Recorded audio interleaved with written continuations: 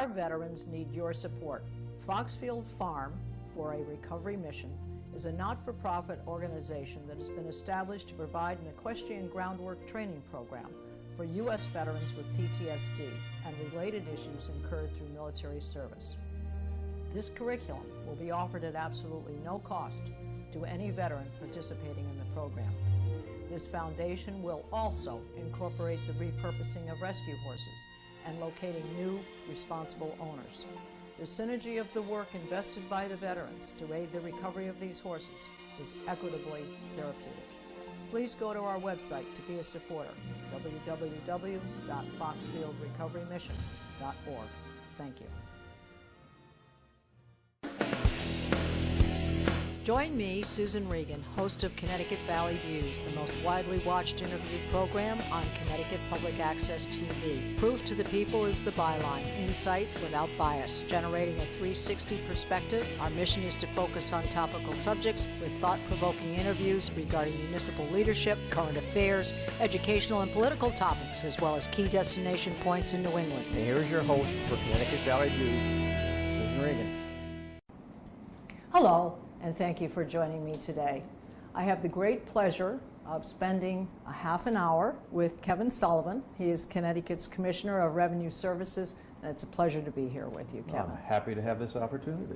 We're hoping to enlighten our viewers about a number of subjects. But before we get into those subjects, tell me a little bit about your background. I know you've certainly demonstrated a clear concern for community service.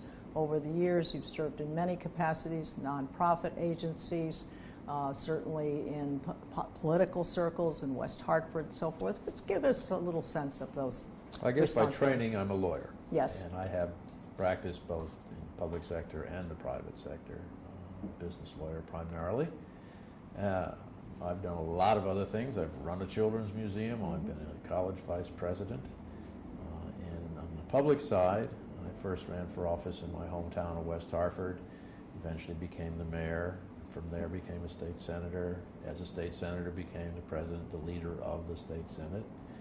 Had the unfortunate good luck when John Rowland the first time went to live in a gated community, he's back there again now, of being bumped upstairs to lieutenant governor, and after that I took some time, and Governor Malloy invited me and asked me to come back as revenue commissioner, and I agreed.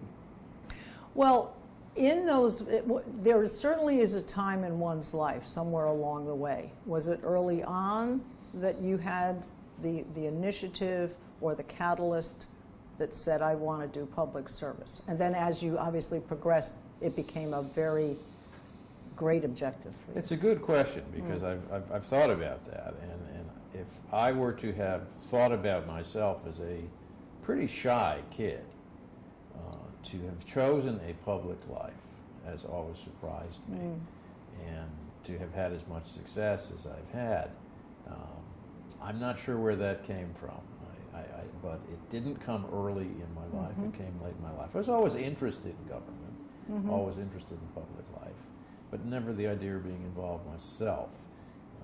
I always kid that the only election I ever lost was in 10th grade, where I lost the race for homeroom. And that always leaves an indelible it does leave an indelible doesn't it? mark. It was a very good lesson, because Yes. there were 3 candidates and 2 of them formed a coalition with each other and took me out. Oh, dear. So, but it has become the dominant part of my life, to be sure. I mean, I have been involved in public life and government politics since 1967, really, my first campaign I was ever involved in. And I like it. I like being part of an organization. I did take a little chance, maybe about a year, to try doing consulting, and I discovered that it was too lonely. It just wasn't what I wanted to do, and so I've always tried to find myself in an organization of some kind. Well, I think there's a nuance between when one thinks of public service, one thinks of being in the limelight all the time and people looking to you for leadership and so forth. But I think of it, and many other people I'm sure do think of it, as service to the community, because you want to see something constructive happen. And you feel that you have the abilities and you have the skill set to do that. And as you progress through your career, you gain more skills And those skills obviously lead to greater responsibilities. And then when that becomes, let us just say, something that you're good at, people always enjoy things they're good at. Building teams, making things happen, making them constructive. No, that's absolutely true. And I would hope that people see people who choose a life of public service as making a positive choice. These days, I wonder if that's what a lot of people are thinking. Some of the inability of federal government, Congress in particular, I think has left people frustrated. People sort of have a frustrated mindset right now, and they tend to blame government. There's been a whole campaign. Is that because government is too much in their back pocket? I don't even mean financial. No, I think it's actually, it's interesting.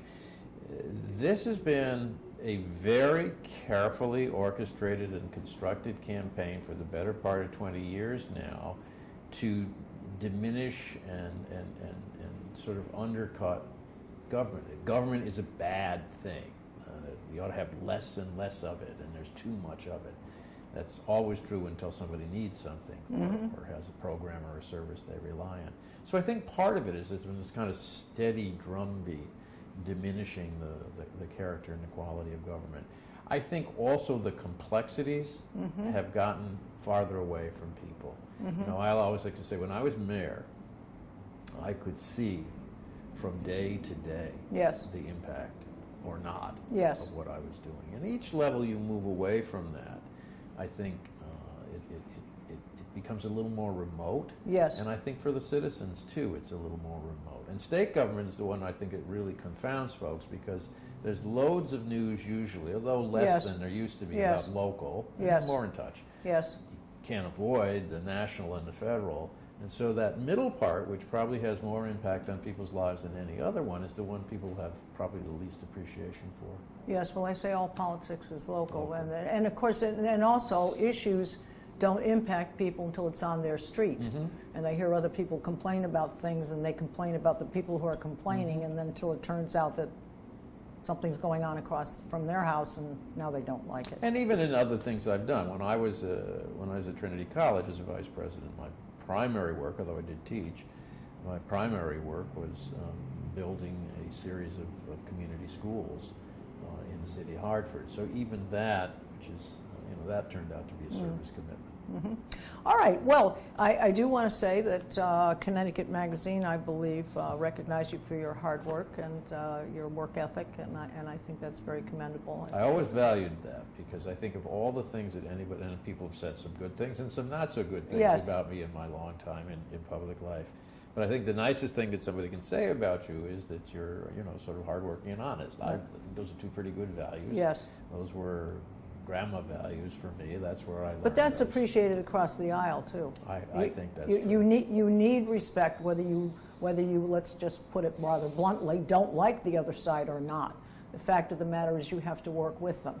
And if you're going to be for the better good of everybody, you better get along. And that, I think, is what's gotten people like me more frustrated these days, and that is that there doesn't seem to be that understanding that there's a higher purpose, and that requires you don't have to agree with someone to work with them on a specific problem or an issue. You respect their opinion, you hope they respect yours, and then you find some middle ground. And I think these days people sort of say, oh, middle ground, compromise is a terrible thing. But that's how all decisions get made. That's how we make decisions in our lives and in our families. And they have short-term and long-term impacts. Yes. All right. Now, you recently presented to the Chamber of Commerce a business overview of the status of the state's FY17 budget. Just give us a sense of what that was about. Well, I mean, it started with the premise that we are significantly in economic recovery. We have done very well in the state of Connecticut, and we are at a full employment economy. There is not a sector of this economy that isn't growing again. And yet the public, I think, has no sense of that. They have a kind of feel that that's not happening. Is that the media, or is that their sense of reality? I think it's a little of both. The sense of their reality is this. I think people expected things to come back stronger. This has been described as the snooze economy. It's doing well, but it's slow and not evident and it's not booming, and so people are just not feeling it. And I think that makes a big difference. How do we make that boom happen? I mean, all throughout history, we've had the gold rush days, and there are high points and high peaks, and people are feeling good. And I think, you can sense there's certain times. Well, when Bill Clinton was in office, everything was better, and people could just pick out things that were better. How do we make that happen in Connecticut? Well, it's not easy, because I think part of it is understanding that there are two sides to booming times. There's the good side, and then there's what it feels like when that boom ends. And there's always collateral damage. And so, to some degree, growing slowly is always a better strategy. Likewise, contracting slowly is always a better strategy. So I'm not so concerned about how we make Connecticut boom again. I think that it's impacted by national issues. It is. We have. The good news is that in a recent rating, Connecticut was looked at as having, I think, the second or third state best prepared to recover long term from the economy, the economic changes. We have smart people. We have we have a great educational system compared to most states. We have a lot of really smart people. We are very creative. We have strong base in the state of Connecticut. You hear about what leaves. You tend not to hear about what comes that wasn't here before. So we're one wonderful location to be between Boston and New York. You couldn't ask for more. If we could get our ports to be operating now that the Panama Canal will be routing much more traffic up the eastern seaboard than it has forever, that would be a great opportunity for us, because it gives a chance people avoid getting stuck in New York City or Boston. Yes. So we have all of these assets. I think the challenge is that, as I say, it's been slow. And on the public side, I think people do feel it because they see deficits. They see tax increases, and they wonder about that. And what is probably most significant in that respect is that over 50 cents of every dollar in the state budget is now a fixed cost. It's the accumulated costs of retirement benefits for state employees and teachers, the accumulated costs of health care benefits for state employees and teachers, because we pay for both. That plus Medicaid, an aging population, so Medicaid, particularly for long-term care, which is what really drives it. Taking good care of our elderly citizens, and they're still here. Right. There are just a lot of us who are getting older relatively in this state. So when you start, now you put those together and you're looking at maybe 40%, 30% of the budget as being in play. It's a fixed cost now. It's very hard. Then if the economy is growing slowly, and those costs are growing more rapidly, then that's easy to understand how you get into a deficit situation. The budget that the legislature adopted, that the governor actually forced them to finally adopt. It's the first budget in over 20 years that is actually, truthfully, honestly, lower spending than the year before. Now, there's some consequences to that, including my own agency. I have not hired a person in this agency for a year. I lose 2 people a month to attrition, and the work still has to get done. Oh, of course, of course.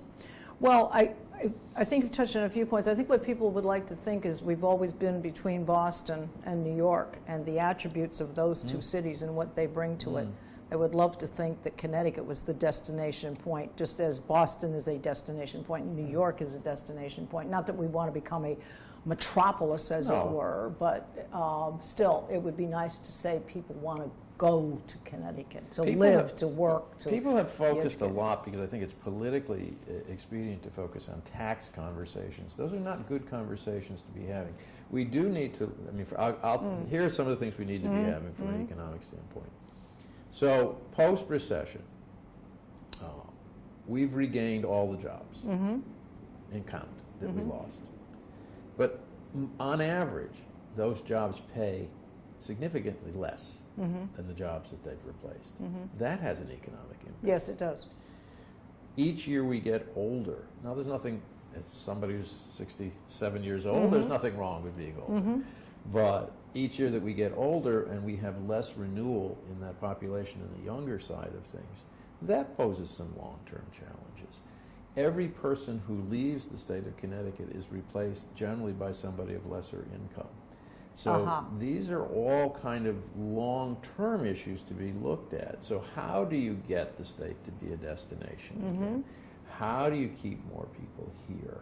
How do you get that younger cohort to either come back or come in? The University of Connecticut, by the way, is a big help in that. It's become such a magnet. I would agree. I would agree. It has brought kids to Connecticut who stay in Connecticut. Both academically and athletically. And athletically. Yes. But their reputation and academically, it brings kids to Connecticut who stay in Connecticut as adults to make up for the kids from Connecticut who go somewhere else and stay there as adults.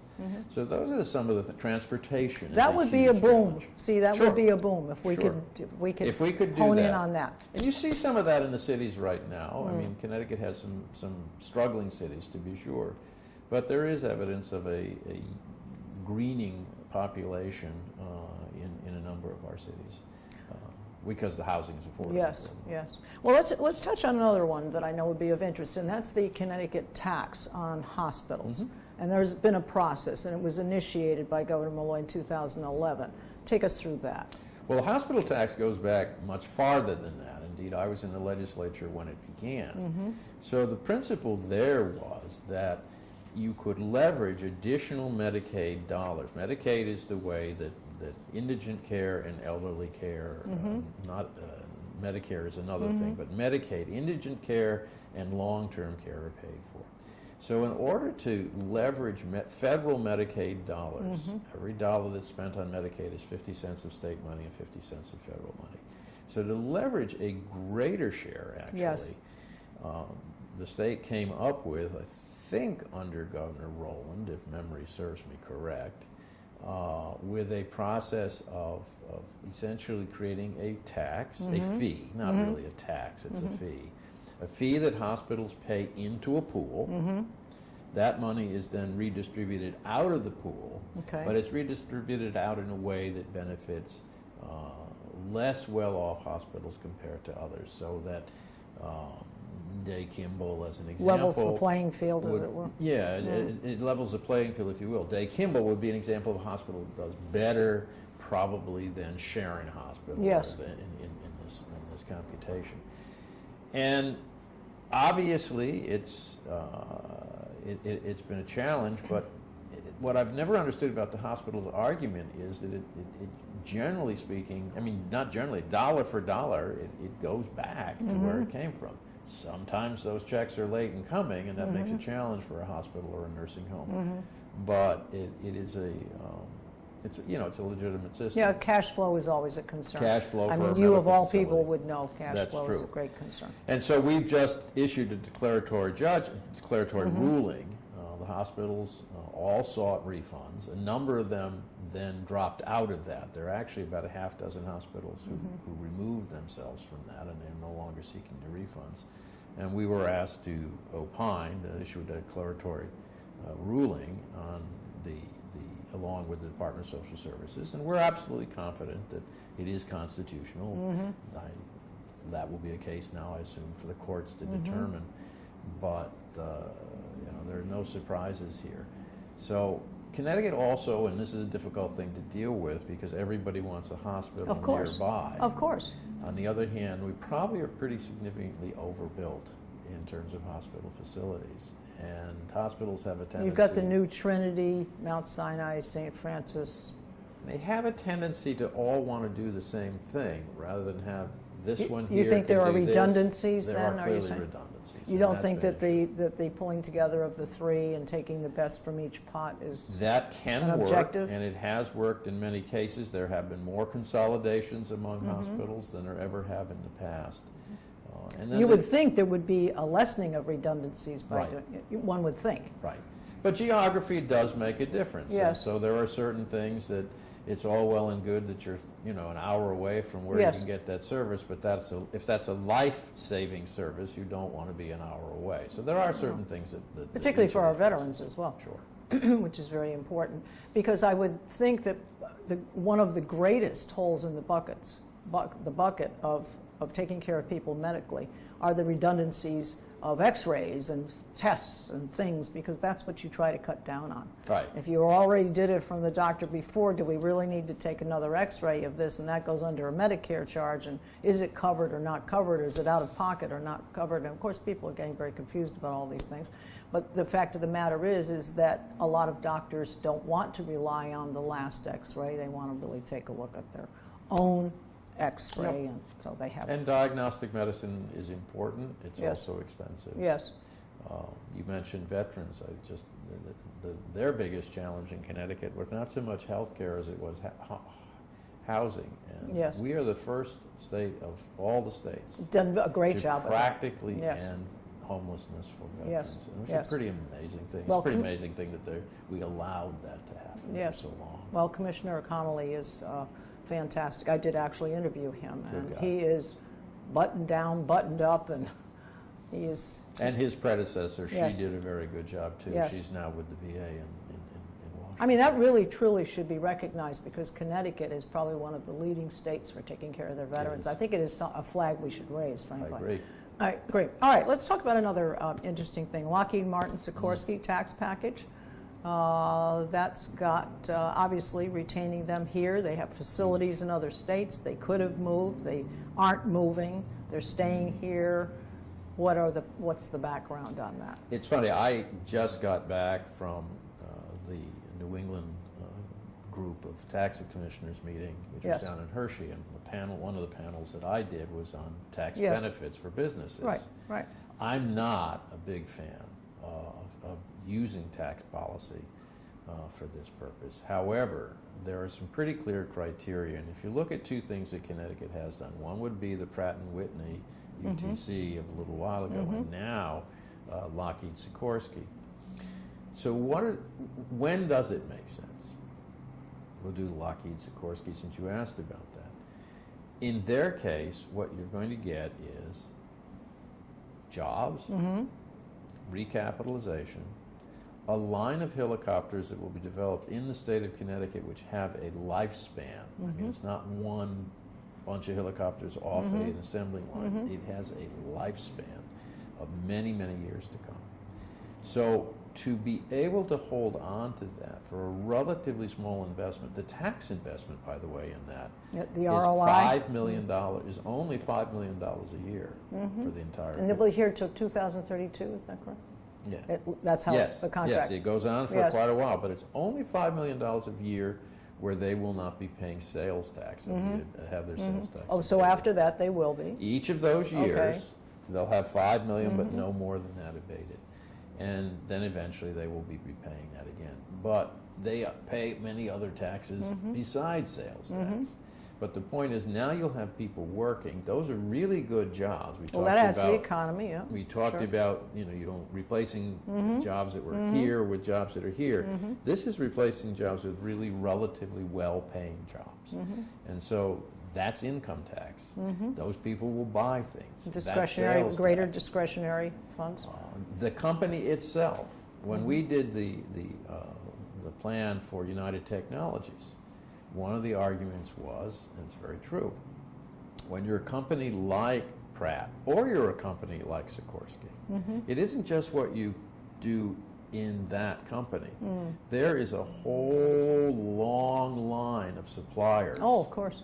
There isn't a town in the state of Connecticut that doesn't have somebody selling a product or a service to UTC and the Whether aircraft. that be an individual or a commercial sale. And in many cases, it's a contract to sell a product or a piece, a component, Yes. or to provide Right. a service. And the Right. same thing is true of companies like Lockheed and Sikorsky.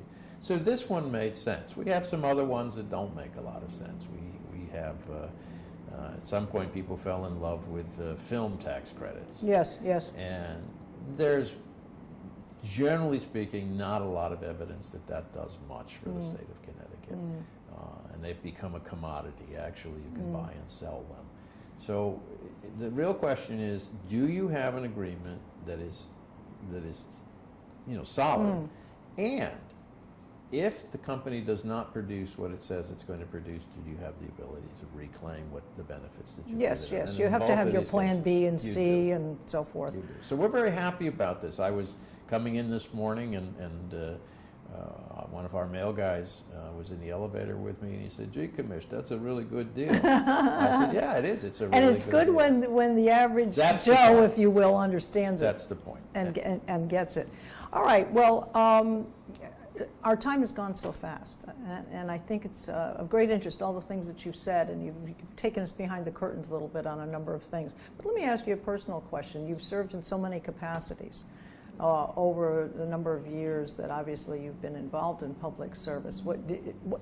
How do you see your current position as being the greatest challenge or the most interesting challenge, or how do you view it? I think there are extra challenges to this job that perhaps are not the ones I anticipated. Yeah. When the governor offered me this position, he said that I don't want a tax collector, I want somebody who can be part of thinking about the economic future of the state and work with economic development and work with other agencies. And so that is, and he's kept that commitment to me, and I really appreciate it. See, and that's important, that it's not rhetoric, it's actionable. No, it's been there, and so we have been part of, you mentioned Sikorsky, and I mentioned UTC. In the past, this agency probably wouldn't have been at the table sort of helping people think about tax policy implications, and he's got that commitment. The challenge here is how do you manage an agency with declining resources? We have gone well beyond doing more with less to the point where we really are beginning to get to the point of doing less with less. And when we do less, there's less revenue. Well, you're getting fitter. Well, I wish we have More done fitter that. for We have been very inventive, very creative, very innovative. We have gone to some fascinating ways in which we do our collections now. We used to just handle collections cases. Now we have a system to rate them and value them on probability of collection, amount of collection. So we've been creative. The concern is that at the end of the day, you still need some bodies in the chairs and on the road in order to collect those dollars. And if we don't do that, then there's even less. It's for less. people. So it's been a great job. I've enjoyed this one. I enjoyed being Senate President a great deal. The two of them are now competing with each other for the best jobs I've had. Well, it's been a great pleasure Thank in you. speaking with you. I've enjoyed it immensely, and I'd like to give the website for DRS. It is ct.gov/DRS. And I'd like to tell our viewers and remind them that you can see all of our programs on Connecticut Valley Views at ctvalleyviews.com. This is Susan Regan. Thank you for joining me in bringing proof to the people.